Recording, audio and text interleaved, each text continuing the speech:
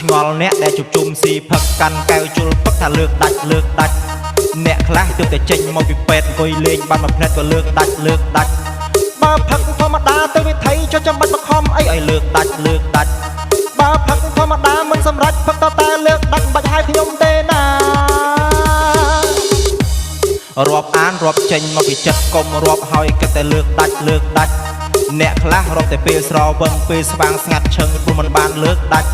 ល្ងាចឡើងដឹងតែទេហើយគ្នាអាំងមន់អាំងទាទិញស្រារួចស្រេចពេលផឹកតាំងអង្គុយវែកញិចអ្នកណាលើកមិនដាច់បាច់រាប់អានទេណា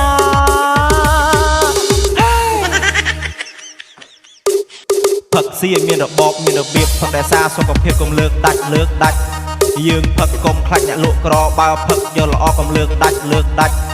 ជុំគ្នាគឺដើម្បីសប្បាយកុំបង្ខំគ្នាឡើយឲ្យលើកដាច់